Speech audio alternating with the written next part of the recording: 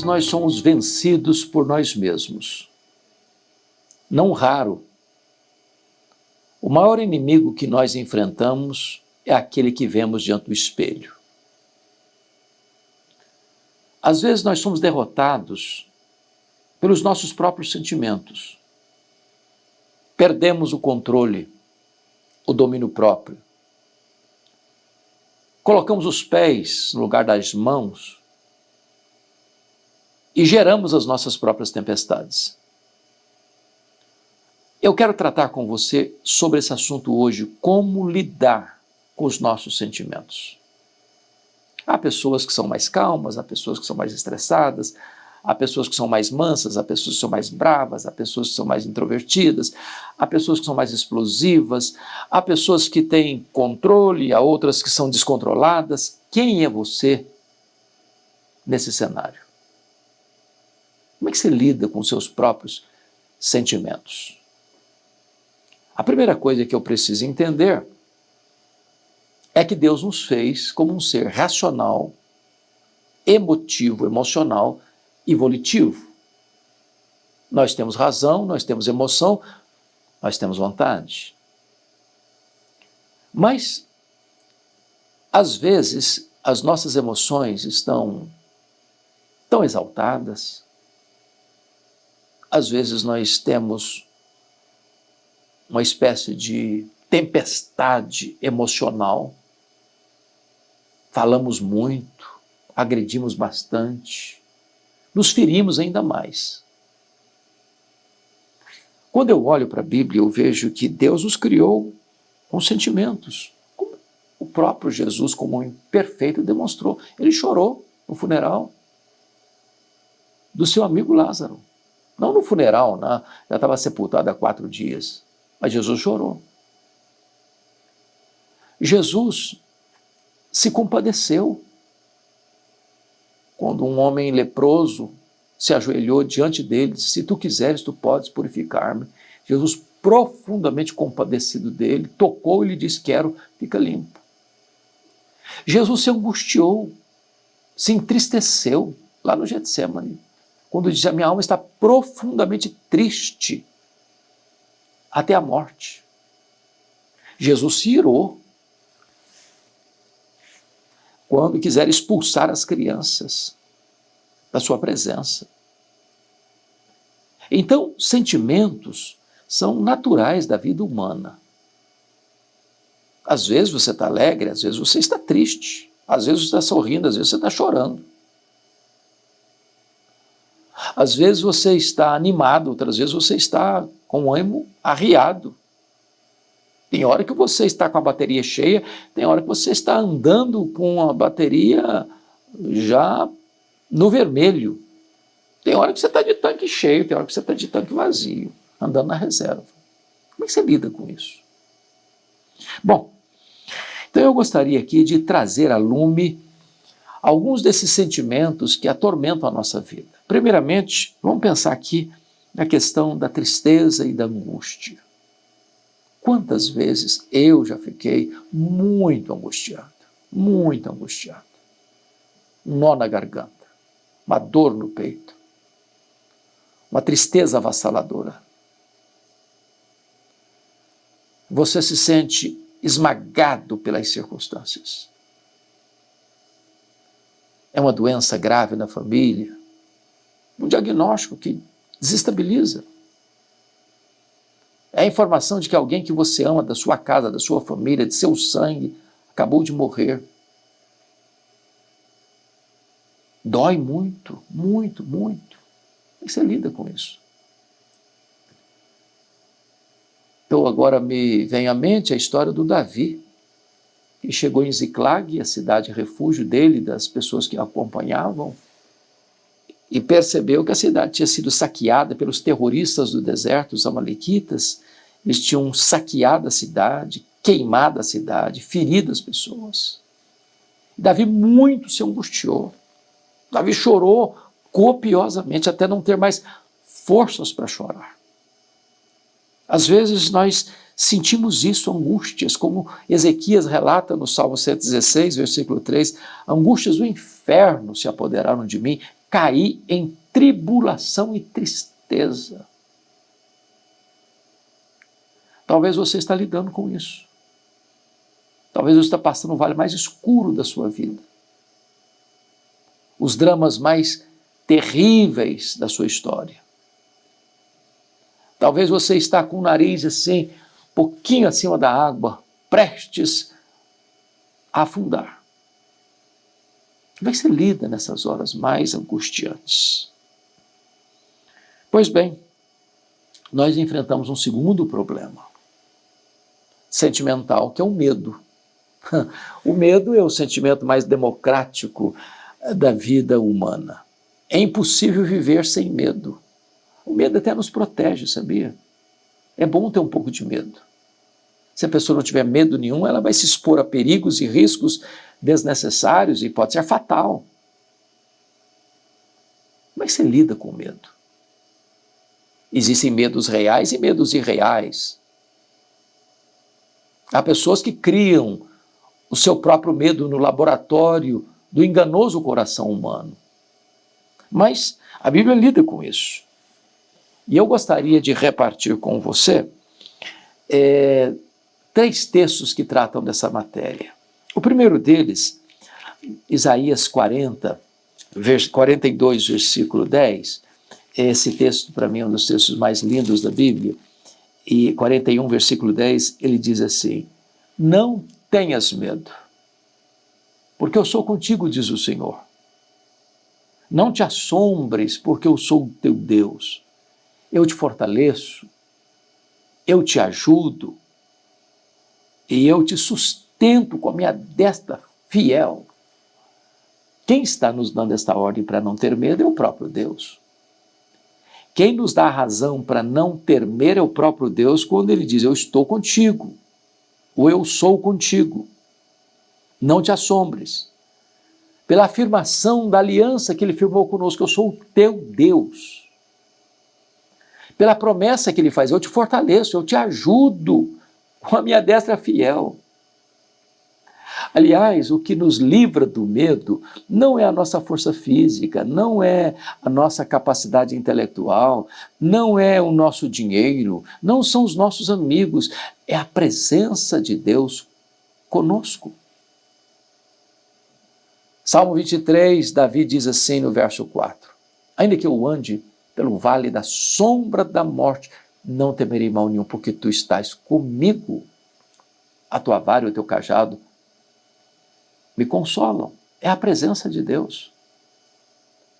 Quando Josafá, o rei Josafá, estava ameaçado por uma aliança de inimigos que estavam prestes a invadir Jerusalém, não dando prazo ao rei Josafá sequer de reagir e montar uma guarda militar para proteger Jerusalém, ele teve medo. Ele pôs-se a buscar ao Senhor. E Deus ouviu a sua oração, e Deus falou com ele: essa luta não é sua, é minha. E diz a Bíblia que Deus ordena a Josafá colocar um coral na frente de um exército.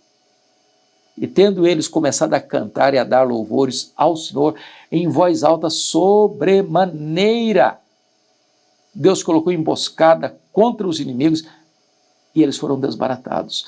Deus é poderoso, não só para lidar com os nossos medos, mas Deus é poderoso para triunfar sobre os nossos inimigos, eliminar as causas do nosso medo e nos trazer bonança para a alma.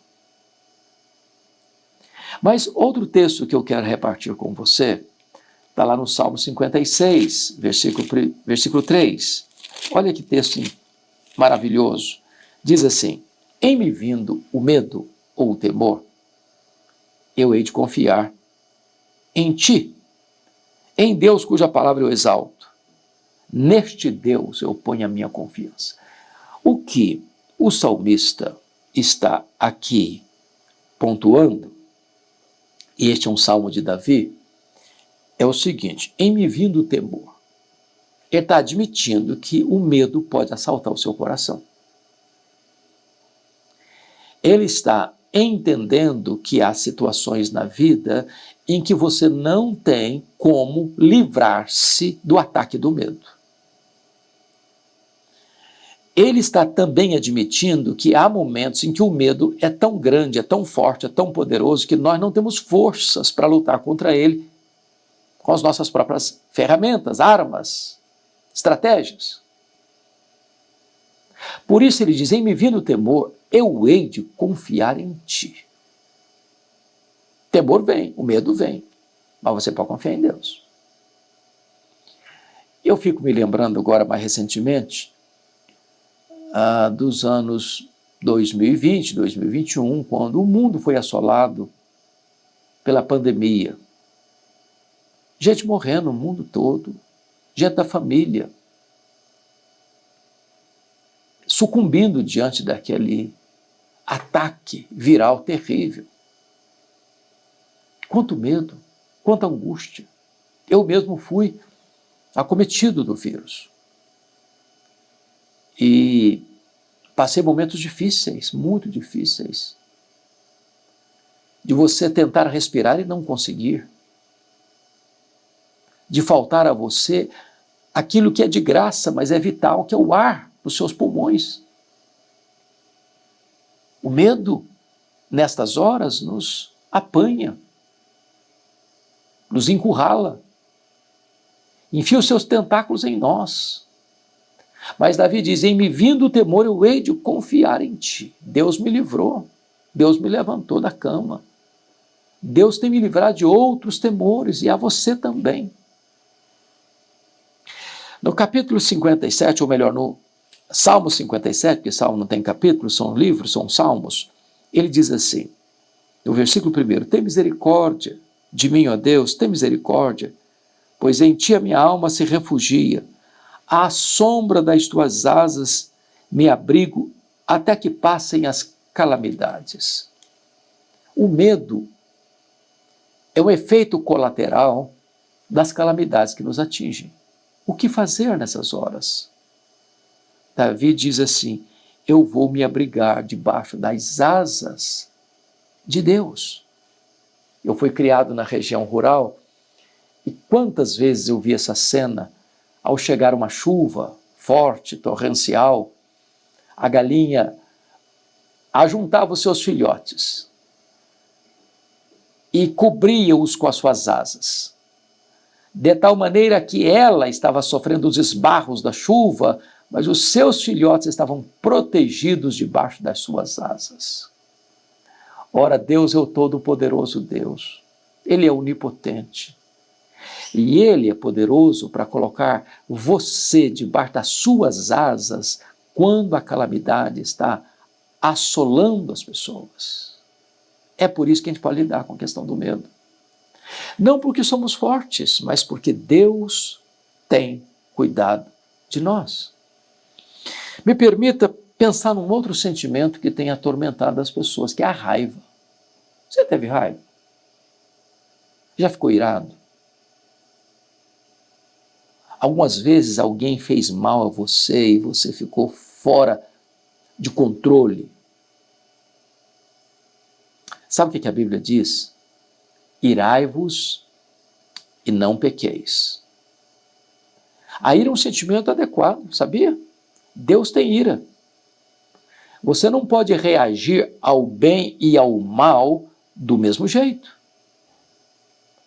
Se você vê o que é errado, o que é nocivo, o que é perverso, o que é iníquo, e não tem repulsa por isso, está faltando alguma coisa em você. Agora, cuidado para que esta ira não seja caprichosa, pecaminosa, descontrolada. Uma pessoa incomunicável, dura no trato, que machuca, que fere as pessoas com suas palavras. Irai-vos e não pequeis. Não se deixe pôr o sol sobre a vossa ira. Em outras palavras, não vá para a cama magoado. Não atravesse a noite guardando mágoa, ódio, rancor no coração. E a Bíblia diz, não se deixe pôr o sol sobre a vossa ira, nem deis lugar ao diabo, porque se você nutrir ódio no coração, ira no coração, o diabo vai encontrar uma brecha na sua vida e vai fazer um estrago. Quantos crimes passionais aconteceram porque a pessoa ficou irada e não se controlou? Quantas pessoas que no impulso de raiva agride, fere, mata, fala mal, persegue. Cuidado com a ira. Cuidado com a ira. Mas ainda, há outro sentimento que eu tratei numa outra mensagem, que atinge todos nós, que é a questão da ansiedade. A Bíblia diz que você deve lançar sobre Deus toda a sua ansiedade, porque Ele tem cuidado de você. A Bíblia diz que em vez de você ficar ansioso, você deve adorar a Deus, pedir a Deus, dar graças a Deus, e ela vai embora. A Bíblia diz que você não deve andar ansioso pelo dia de amanhã, basta o dia o seu próprio mal. A Bíblia diz que você precisa olhar, na verdade, as aves dos céus, os lírios do campo, porque Deus cuida das aves e das flores, e você tem mais valor do que aves e flores, e Deus pode cuidar de você também. Então não deixe a ansiedade estrangular você. Põe esse fardo pesado aos pés do Senhor e viva uma vida feliz.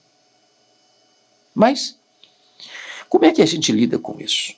Me permita 3 sugestões. Primeiro, você precisa confrontar você mesmo. Sabia? Eu chamo isso de solilóquio. Conversa diante do espelho. Autoconfronto. É muito mais fácil a gente exortar os outros do que exortar a nós mesmos. E a Bíblia diz assim, Davi, o salmista afirmando assim, volta minha alma ao teu sossego, pois o Senhor tem sido generoso para contigo. Porque estás abatido a minha alma, porque tu te perturbas dentro de mim. Espere em Deus, eu ainda o louvarei.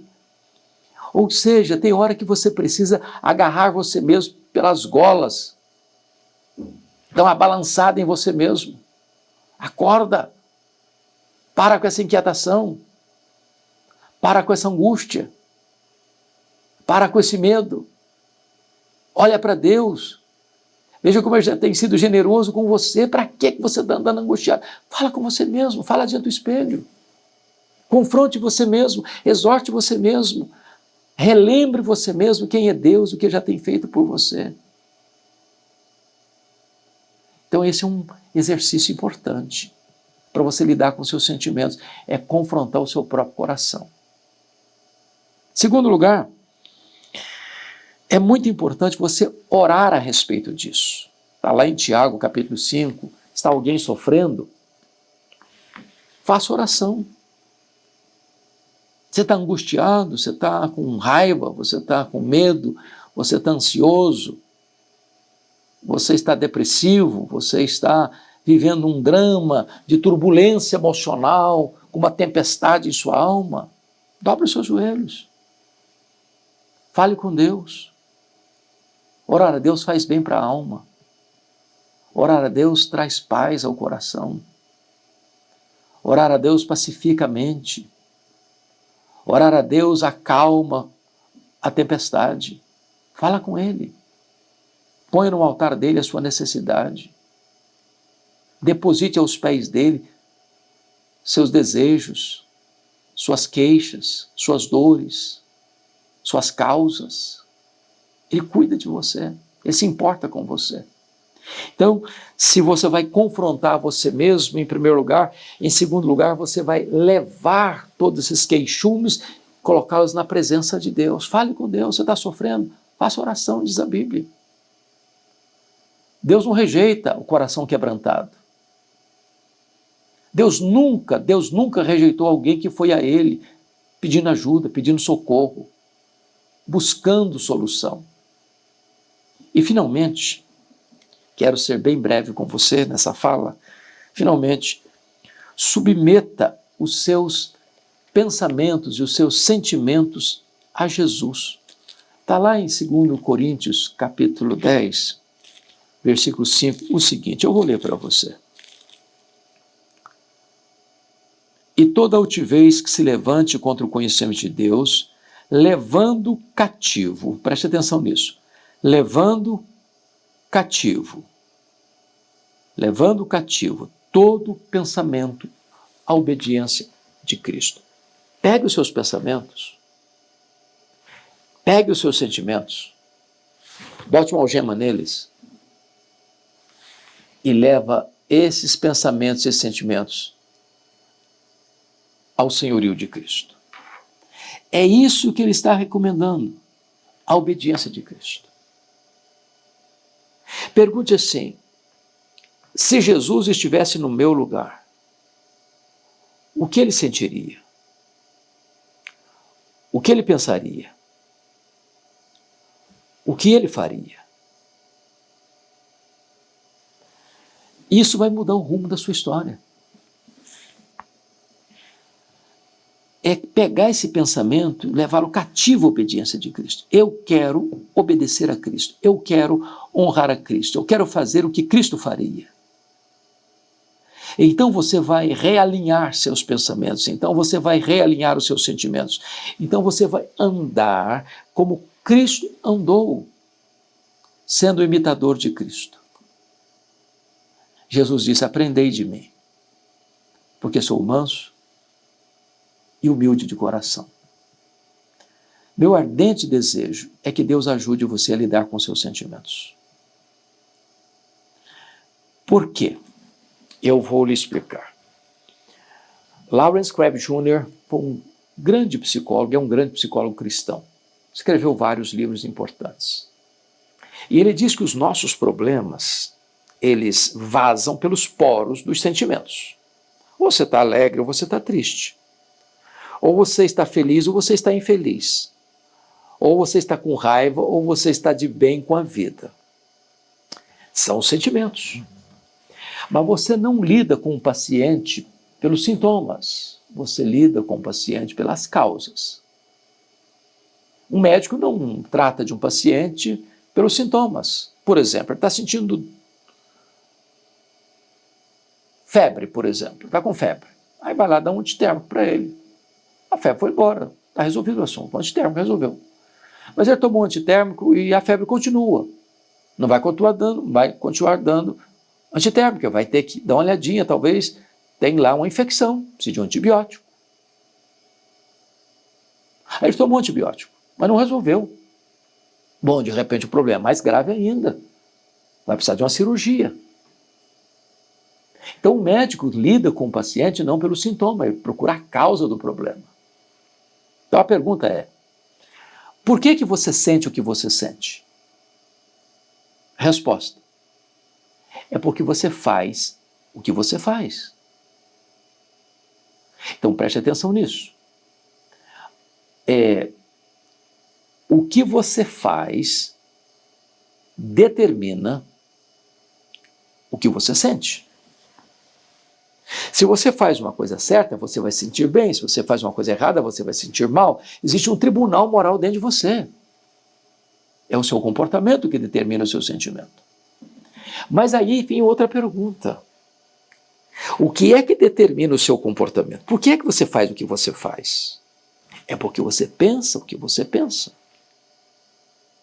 Você faz aquilo que é o seu conjunto de valores.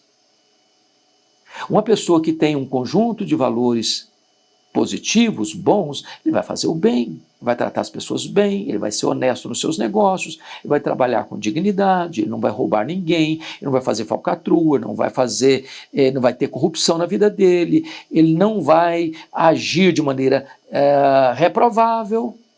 Agora, se ele não tem valores, se os valores estão distorcidos, ele vai mentir, ele vai roubar, vai matar, vai adulterar, vai assassinar, vai fazer, vai acontecer, e ninguém vai sentir culpa. Por quê? Porque ele é regido pelos seus pensamentos.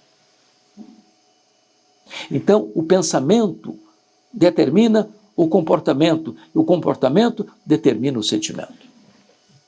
É por isso que a única maneira de você lidar com seus sentimentos é reprogramar sua vida para você pensar, ter valores absolutos que emanam da palavra de Deus. Quando você anda por esse padrão de Deus absoluto, que é a sua palavra, nossa única regra de fé e prática, o seu comportamento muda. E quando o seu comportamento muda, também os seus sentimentos mudam. Aí a sua vida vai ser edificada, não do telhado para a base, mas da base para o telhado.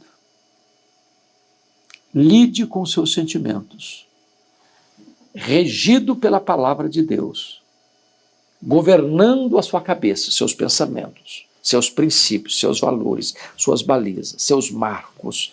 Isso muda seu comportamento, e mudando o seu comportamento, você muda também os seus sentimentos. Se esta palavra tão singela foi útil a você, eu lhe peço duas coisas. Primeiro, você podia compartilhar essa mensagem com alguém que você conhece, que você ama, que talvez precise dessa mensagem também. Segundo, inscreva-se no canal se ainda não o fez, nesse canal. Nos ajude a levar essa mensagem para tantas outras pessoas. Nossa gratidão a você e que Deus continue abençoando profundamente a sua vida.